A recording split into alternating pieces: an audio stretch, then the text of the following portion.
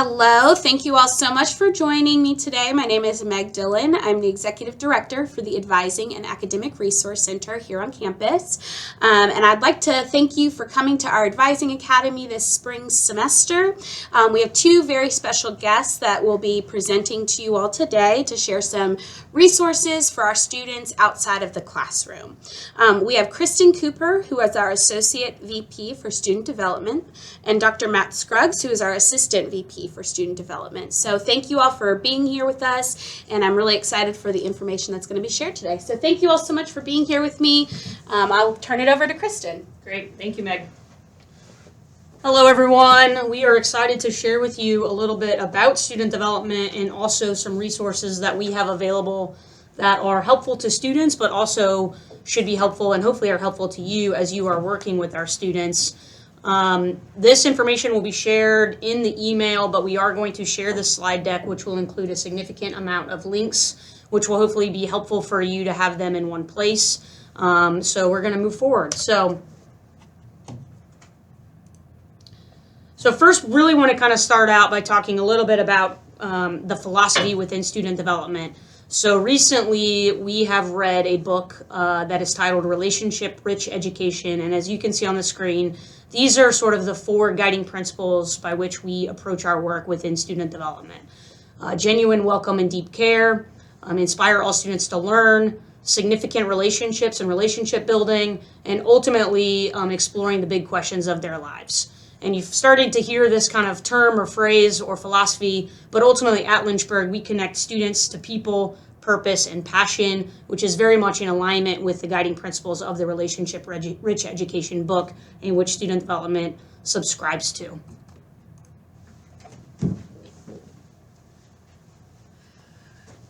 And so one means of which we go about accomplishing that guiding philosophy and idea was the creation and the reformatting of our student development team. And the focus of that was to create a synergistic and focused approach.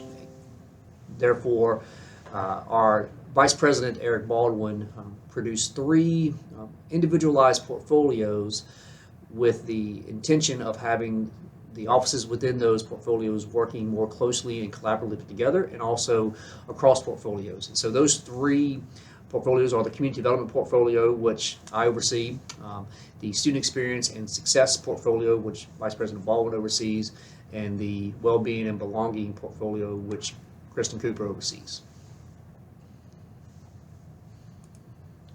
So the slide here provides you an insight into how our division is structured.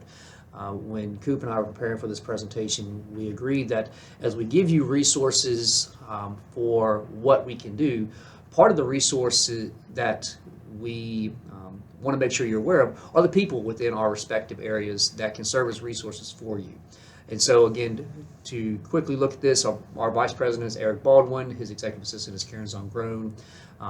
Myself, Kristen Cooper, and Carol Furter, we all serve as Associate or Assistant Vice Presidents, and then we have directors that oversee a variety of different offices, including student activities, safety and security, new student family programs, again, which we will go into a little more depth as our presentation continues. But again, to help better understand how we work collaboratively together, it's important to know how we are structured and also who will be doing a lot of the collaboration and potentially who you can reach out to for resources and guidance. So to begin with, we'll talk a little bit about the Community Development Portfolio, which is composed of three separate offices.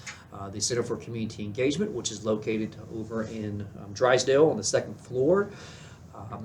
The Community Expectations and Restorative Practices Office, which is located on the second floor of Hunley Hall, and then the Office of Housing and Residence Life, which is also located on the second floor of Hunley Hall. So the next few slides that we'll share here give a little bit of insight into the mission, vision, values, philosophies, goals, etc. of these respective offices. So as a portfolio, we have developed and subscribed to three guiding principles, the mission, vision, and values of our portfolio. And again, we ultimately we wish to provide our students with a transformative experience, connecting them to each other, to the community, and also to help them understand that, in preparing them for life after college. And so that is one of the driving pieces of our mission, but also in an effort to connect them to the community within the University of Lynchburg walls, as well as beyond that. We strive to create an inclusive way that's a culture of care and a culture of respect. And then our values here are belonging, restoration, inclusion, diversity, growth, and engagement. And those are at the center of everything that we seek to do, both directly and indirectly with our students through conversations, through programs, through resources that we do provide. So the first office is our Center for Community Engagement. I recognize there's a lot of text on the screen there, so I certainly won't read that off for you, but I wanted you to see what the mission of CCE was, as well as the goals that they have in place. But one thing we want to make sure that you recognize as faculty members for CCE is that other faculty members have been an integral part in the work of CCE, also including our Bonner's program, which is housed under CCE. They have been instrumental in helping to build the framework of best practices in community-engaged learning, such as Dr. Foreman, who was our first lead faculty fellow, and she continued to serve on the advisory board to help guide the work. And Dr. Foreman was integral in partnering to secure our first 3 years of CEL grants from the Bonner Foundation, as well as assisting with laying the groundwork for projects that are closer to coming to fruition today. Dr. Cara Dean, Dr. Joaquin Batelor, and Dr. E. Yang joined us as faculty fellows during the process and contributed their expertise for laying the groundwork of what CCE is building upon today. Also, Dr. Chip Walton has been instrumental in working with CCE and the Teaching and Learning Center to create faculty fellow positions that are honing in on the goals of being a resource for our faculty, building a campus-wide culture of community-engaged learning, recognizing the high-impact practices of the Bonner Leader Program to become credit-bearing, developing a multidisciplinary program of community engagement and to be nationally recognized community-engaged campus.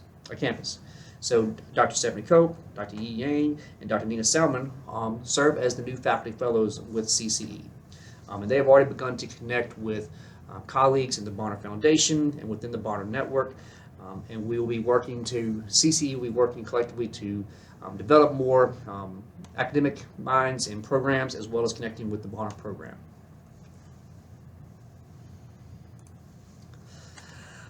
Again, in similar vein, also Housing and Residence Life, there is the mission that they subscribe to, as well as goals that they wish to accomplish. And I think what's so important for faculty to acknowledge with Housing and Residence Life is that many students may come to you to ask questions or express concerns, and what HRL wishes for our faculty friends and colleagues to see is HRL as a resource, and to encourage students to engage with the housing staff, encourage them, refer them to the housing staff when there are issues or concerns. We are a residential campus, and so a large number of our students will go through the housing sign-up process, both as new students or as returning students. And so if there are questions or concerns, housing staff, both our CAs as well as our professional staff, are the experts in that arena to help support and guide those students. So if a student does approach you with a concern, again, refer them to their community assistant or CA. That is a undergraduate student that's living on the hall with our students and to serve as a mentor and a resource for them. Or refer them to one of our professional staff, whether they be the area coordinators that oversee our respective, kind of our two main areas of campus, or our housing coordinator, our assistant director, or the director of Housing and Residence Life. Again, we are there to support and help make the living experience a transformative one for our students. And the last office within the community development portfolio is the Office of Community Expectations and Restorative Practices. Many of you may remember it as being the Office of the Dean of Students from 3 years ago, but with the restructuring, the Dean of Students office transitioned to the Office of Community Expectations and Restorative Practices, or CERP.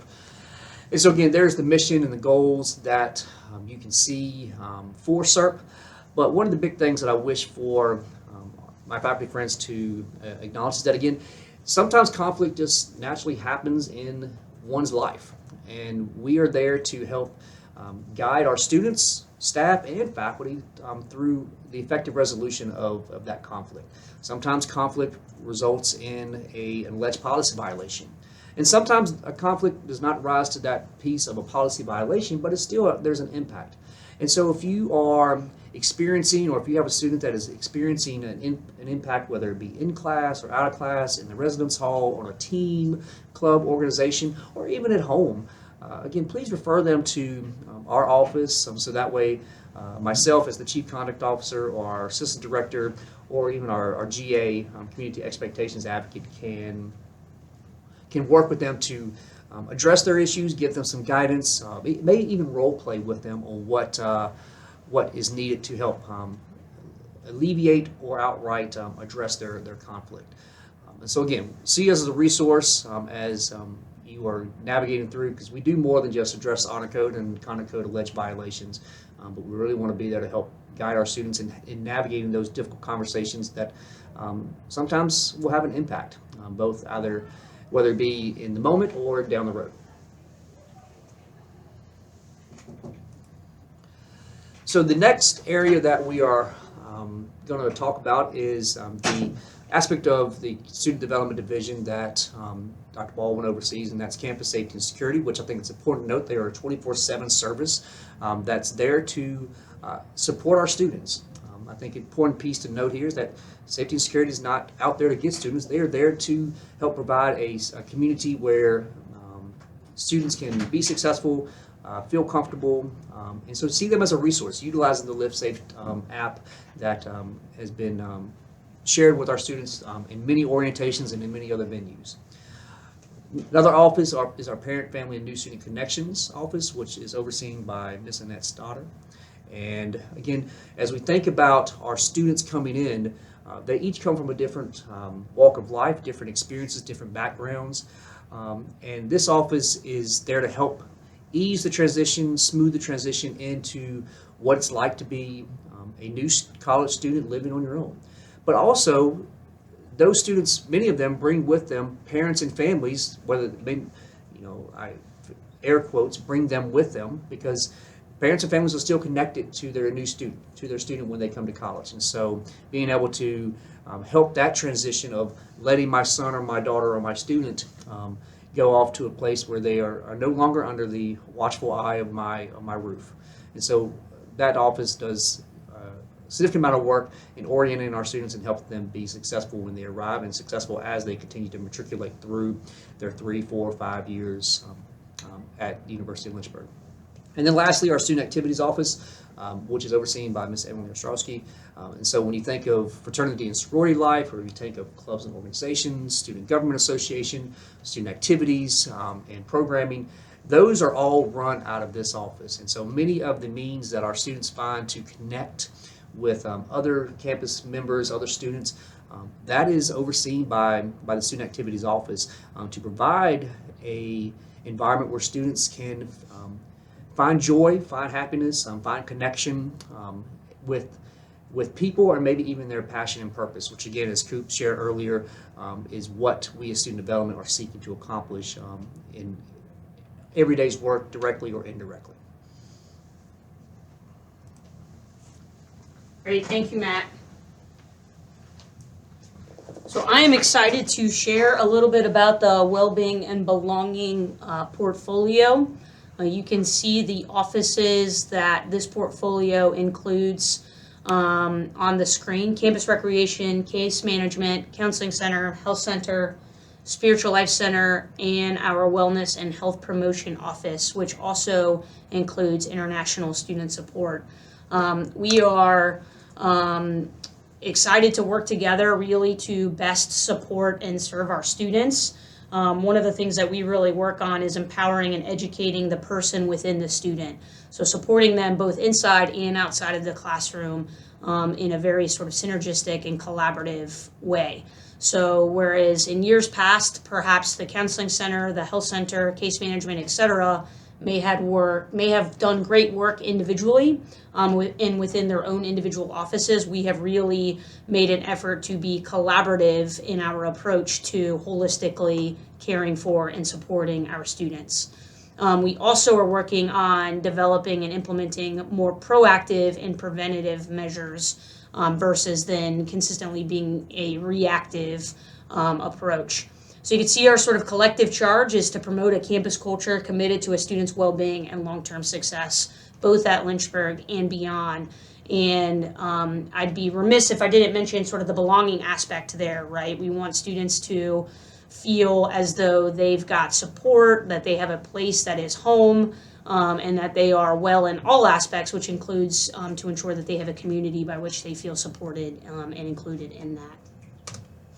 So over the next kind of few slides, we have some very brief, kind of abbreviated information about each office. I'm not going to mention a lot specifically. As I mentioned before, these slides will be shared, and so I hope that you take this information and look at their various websites about the work specifically that they're doing individually. So campus recreation, it does include our recreational sports, our outdoor recreation or our outdoor leadership program, as well as our fitness centers on campus and group fitness. Our intramurals and club sports have been really active under the direction of Steve Bradney, and our outdoor leadership program continues to excel under the leadership of Tim Slusher. You can see the information there, contact information, etc. There is a campus rec video that I encourage you to click the link on once you receive these slides. Case management. This is a very exciting kind of addition to student development over the past couple of years as we've really enhanced the focus on supporting students where they are at the lowest level of intervention that we possibly can. This ultimately allows for us to ensure that students that need to seek counseling are able to get into counseling, which allows for case management to support students at kind of all various avenues. They really work with students to address barriers that are perhaps prohibiting their success in some way, both inside and outside of the classroom. Faculty utilize this resource quite a bit, and when you submit students of concern, as you are experiencing situations with students that may rise to that level, that goes directly to our case management team under the direction of Drew Devening, who does a great job of following up with students and or referring those students to another support on campus. Our counseling center does great work, individual and group counseling under the direction of Courtney Zongrone. This is a free service to our students. And one of the things that we are really trying to work on is to ensure that as a student needs to seek counseling, they're able to get into a counselor without a significant wait time. And we've been able to be pretty successful at that, but sometimes there is a wait, which really has been sort of a barrier in recent years, and our team has worked to be a more collaborative, holistic system that allows for other entities within our area to support that student until they can get into a counseling session. So we're really excited about the ability to do that, so a student can get seen by some person that may be helpful for them in the moment that they need support while they may be waiting for a counseling session. Our Student Health Center, another sort of free service to our students, which we are excited to provide. The caveat here is some lab work and some prescriptions do require some fees, but ultimately this is a service. So as you're working with students and they are expressing some sort of concerns about being ill or sick or whatnot, definitely direct them to our Student Health Center. And they also work incredibly collaboratively with our Counseling Center and Case Management, again, as we approach that kind of holistic care and support philosophy. Our Spiritual Life Center, this has been another tremendous resource for our students, but also for our faculty and our staff. They serve all of us on campus and do a tremendous job offering pastoral care and other support from their area.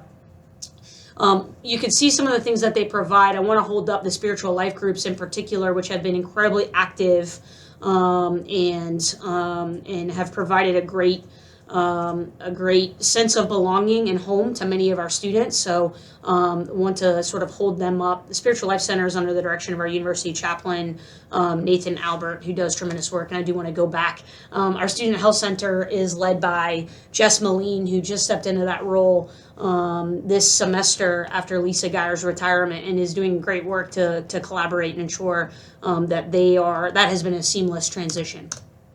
Wellness and Health Promotion under the direction of Jamie Smith has done a tremendous job, again, as we think about kind of changing the culture around wellness on campus. What are we doing proactively to address the needs of all of our students, not just the students that may seek out support through some of our areas. So she's done a great job and has really dived into supporting our international students, which falls within her area as well, with Danielle Sarche, our International Student Support Coordinator.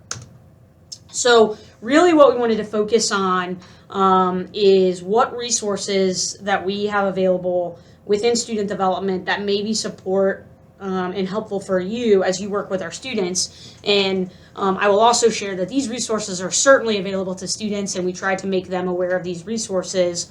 But obviously using your contact and connection with them to consider and encourage the utilization of these is also helpful. So I'm going to touch on some of these. Matt is going to touch on some of these. But again, these links are going to be in the slide deck. So I encourage you to kind of take a look at them and put them somewhere where you have access to them. So as you're working with students, you are aware of some of the things that may be available. So very quickly here, our Online Solution Center, and this is something that's been developed this year. And this is an opportunity actually that covers kind of the gamut of the student experience and student life on campus. So this is really outside of student development and includes student development, but is the holistic student experience. So if you've got things that you're looking for, links, websites, questions, or whatnot, I encourage you to really kind of bookmark this particular page. You can see as I scroll through the screen the various different things that it covers. And if you click on any one of these links, so I'll just click on academics here, you can see sort of a variety of resources, a variety of frequently asked questions that may be important for students to know. So this is something that you can see has a great deal of information literally in one place, one shop. The other added benefit of this is if there is something on here that you are not able to find an answer, whether that's you as a faculty member or certainly as a student, you can click on this and submit a question, and that response will sort of, we will get sort of a response back to you based on what we are able to learn from other offices or campus partners. So just something that I want to kind of hold up. Students of concern is something that we, discuss with faculty quite a bit. Drew Devening may have spoken to some of you. I know he's made his rounds to various kind of faculty meetings, department meetings, etc. So this is another thing that I would encourage you to sort of bookmark within your web browser. So this provides kind of a variety of different resources to you. What is a student of concern? What's troubling behavior? What are disruptive behaviors? What are threatening behaviors? Sort of the differentiation of those may determine how you respond to that student and what resources you actually utilize or what you refer the student towards. So you can see kind of these are all spelled out here. This includes the link to the student of concern referral form, which again goes directly to our case management team so that they can address the concerns with the student and kind of follow up appropriately. This also includes the student of concern manual, which goes in depth, what that looks like, what the processes and procedures may be, and the decision tree for students of concern. What does that look like? Is this something that should be reported? As a caveat and rule of thumb, if you are even thinking that a student has some level of concern that you may be wanting to report it, I encourage you to report it, even if you don't know if it rises to the level. We'd rather be able to be, again, proactive and address that student very early on and kind of manage and support that student and provide resources before it becomes a greater problem. So if you're even having kind of a doubt, I would encourage you to submit that form. One of the things I will also say is very easy to quickly pick up the phone and contact Drew directly, which he certainly welcomes. I do not want to discourage that.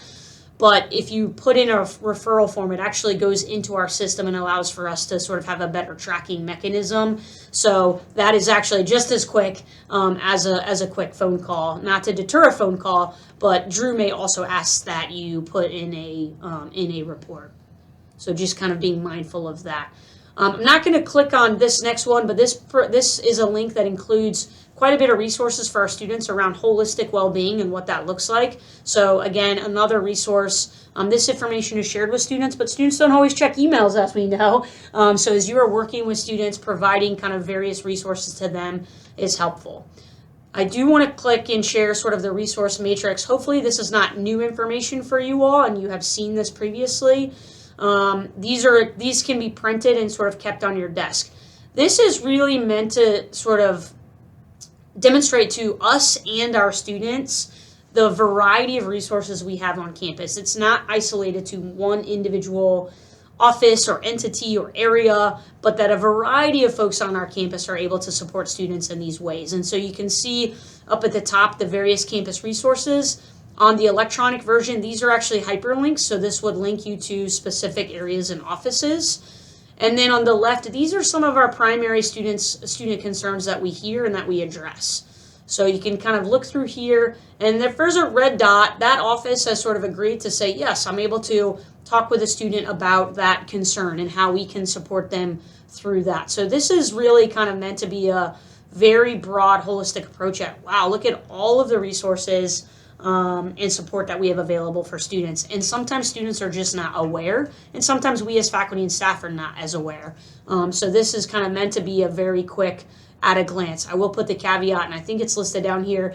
This is not meant to be an exhaustive list. We have plenty of other resources available, but we also can't fit everything on one page.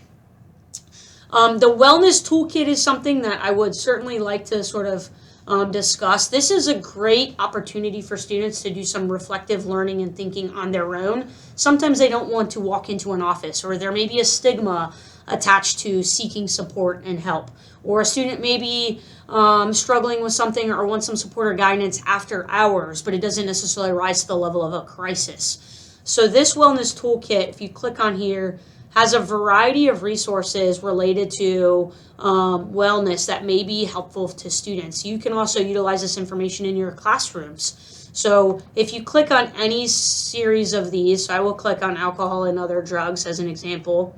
If you open that up, it's going to list a variety of resources. One of the things that's really fascinating or interesting and helpful about this is that it includes kind of the gamut of various resources. It's not just articles or exercises. It could include apps or links. It could include activities or readings. It's kind of a variety of resources based on the type of engagement a student wants to sort of engage in, what type of activity, and also perhaps their learning styles. So it's kind of a variety of different options. This, again, is not meant to be exhaustive, but just some things that our staff has kind of pulled previously, but really good resources based on a variety of things that a student may be addressing. Matt, do you want to talk about the... Certainly. So part of what you may see in the classroom is behavior that interrupts or interferes with the successful dissemination of academic information or discussion within class. And so I wanted to draw your attention to the Behavioral Standards for Learning Environments, which is a guide for you as the faculty member who has ultimate oversight for the class, the classroom, the instruction, on steps that you can take to help manage your learning environment and some of the behavior that you may see from students that interfere with that. And so as you can see here, there are a variety of different things that could impact the successful experience for students in your classroom, such as arriving on time, respecting the process of discussion. And so we wanted to bring forth this so that way you're aware that of some steps that you can take as a faculty member in the moment to address that behavior. As I shared earlier, not every behavior is or would rise to the level of a policy violation within the honor code or conduct code, but there's still an impact. And so as you sit here and look at the resources available here. These are some steps and some suggestions on how that can be addressed without going through the SERP office. Now, my staff and I will certainly help walk you through that and be a support system for you in that. But we wanted to bring forth this information so you knew that there were other means to help address concerning behavior or behavior that would interrupt your successful educating and teaching of your students. Thank you, Matt. We were playing musical chairs right now. You can't see us, but we are. A couple of other things we wanted to draw your attention to is once you get the slides, the community resource document is a document that includes a great deal of resources, partners, entities within the community that may be able to support students, faculty, and staff. So this is a great document to have on hand that can include anything from food insecurity to paying a utility bill, etc., healthcare or whatnot within the community. So that's something that we've really tried to work on is getting students connected to not only our on-campus resources, but certainly connected to our community resources. And that is a document that may help you as a faculty member personally or as you're working with colleagues. So I'm not going to click on that, but certainly a resource for you. The on-campus food pantries, we actually have a couple on campus, one of which is in the outside of the Spiritual Life Center. So it's actually an outside sort of external box that community members, faculty, staff, and students are able to sort of utilize. In addition to a food pantry and Dell Thrift, which is located in Hunley Hall on the first floor. And that is an opportunity for students to access that space in for both the food pantry as well as Dell Thrift, which I recognize is not listed here. But that ultimately is a new clothing closet that allows for students to come in and pick up clothing that they may not be able to otherwise secure. I will also put in a plug here that we are always looking for donations for both Dell Thrift and the food pantry. So if you have any questions about that, please reach out to us. Don't hesitate to contact us. We're always looking for donations for those. The Lynchburg Cares Fund is another resource that we have available on campus. I want to just kind of clarify here that this fund is really for kind of emergency purposes and not meant to be sort of a continuous or a fund for anybody and everybody. Unfortunately, is not a significantly funded budget, and we've actually depleted it in recent years. So again, another plug. If anybody is interested in donating, I encourage you to do that. The Spiritual Life staff does a tremendous job of sort of meeting with students and faculty and staff to determine, what is their need and how we can best support them. But we also want to ensure that we can serve a lot of folks in that. So certainly encourage the use of that, but making sure that we are utilizing that for inappropriate ways. The on-call system, so what happens after hours as we think about students of concern, crisis, etc. We have a very robust on-call system.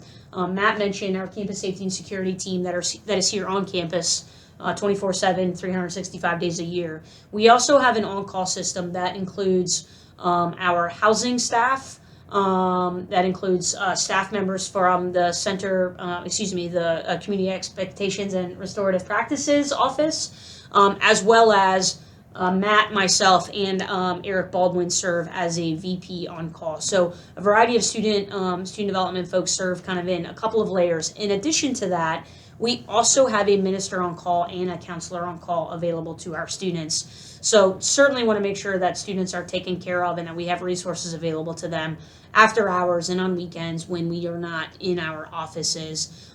Happy to share more about that, but the main way to sort of access that system, which is a question that we get quite regularly, is contacting campus safety and security directly. That is sort of the gateway to enact that system as appropriate and as needed. So if you feel like the on-call system needs to be sort of notified about a student, if you receive a message from a student after hours or in the evening or something like that, reaching out to campus safety and security by phone is the best way to make sure that we are able to best support that student in the moment, because that will make sure that folks that are actually on call and are available are able to address and respond to that student's needs at that moment. And then just kind of a quick mention, one of the projects that we took on, I guess it's a couple years ago now, was developing sort of a comprehensive landing page for our LGBTQIA plus campus resources that includes kind of resources and things from on campus and community partners. So there's a link to that as well.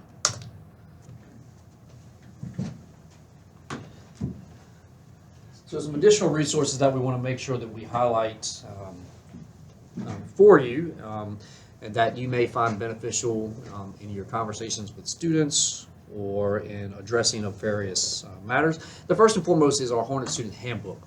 And I'm going to see if I can make this work. But as many of you may recall, in years past, the Hornet Student Handbook was a printed version.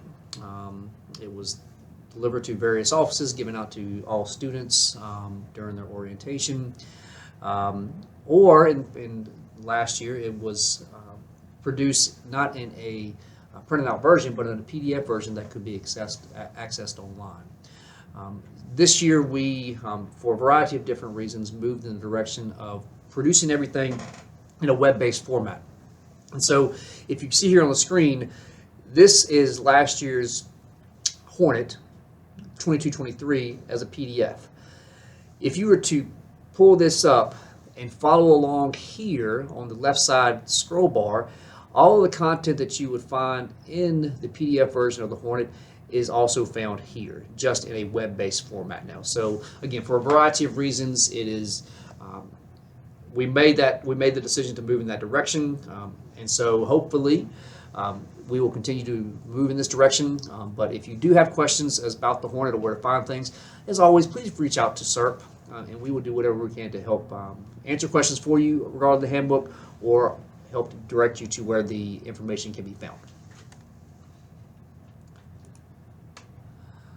Okay, so the next one that I want to share here, this is our Botter Leader Program. Again, this is run out of the Center for Community Engagement.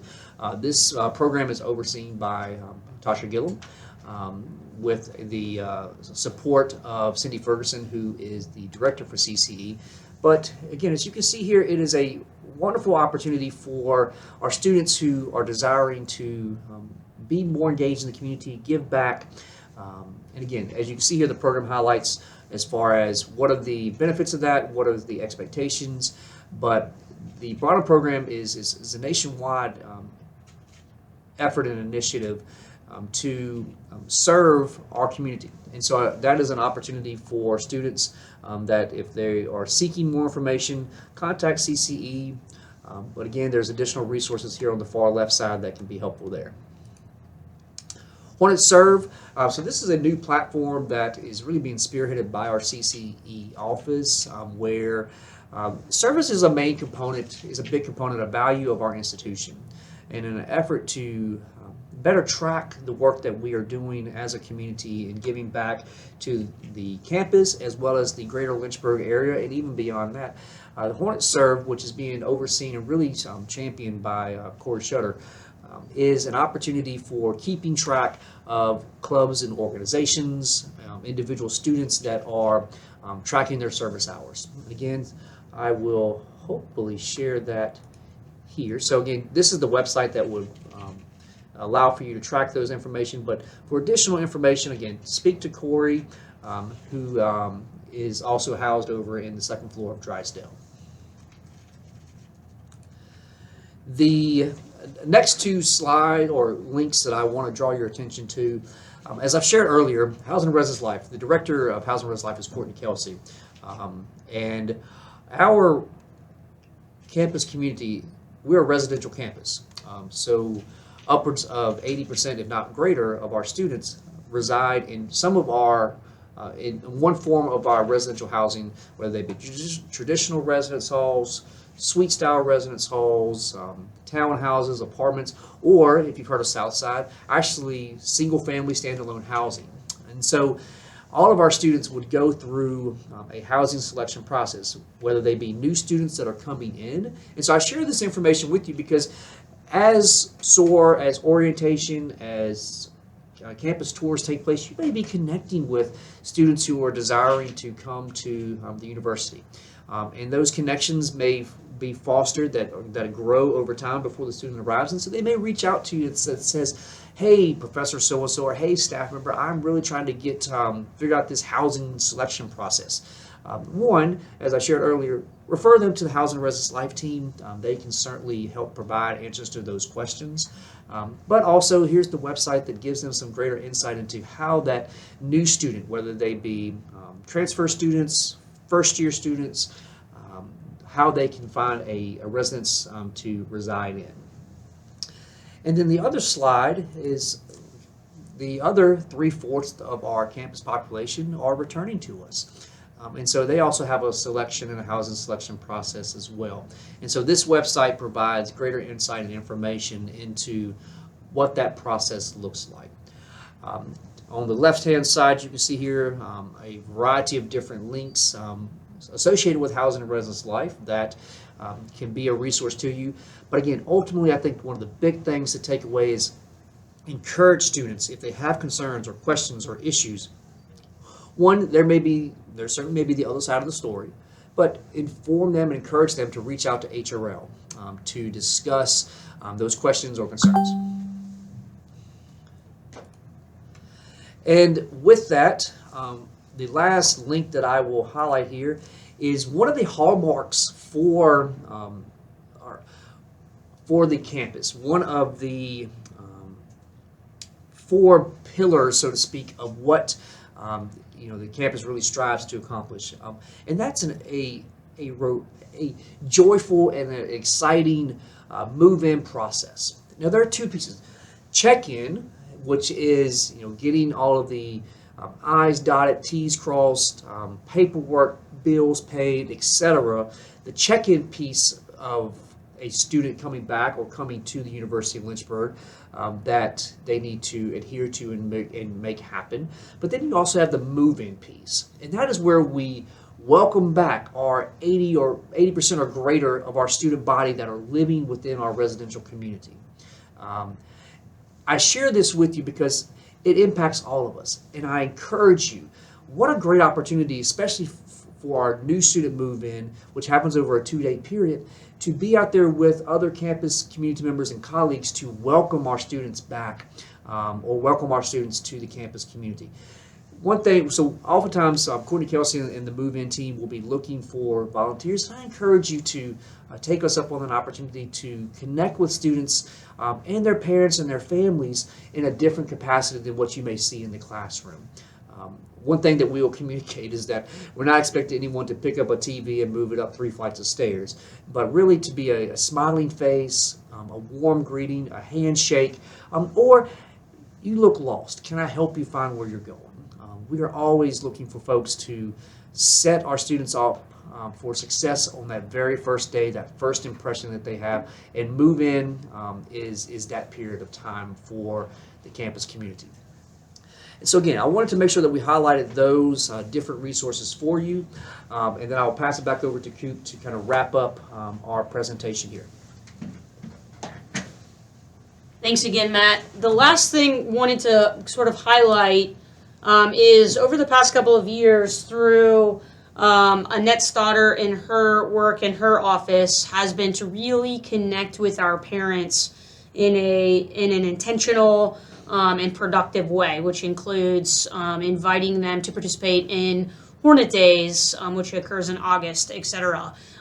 We have the opportunity for parents to connect with us through what we refer to as the Hornet Family Hive, which is essentially an online community, and it also disseminates a pretty regular newsletter. So this is a great way. If you are in contact with parents, sometimes they will reach out. We didn't know that this was happening, or we were unaware of these dates or whatnot. Please encourage those parents to sign up for the Hornet Family Hive.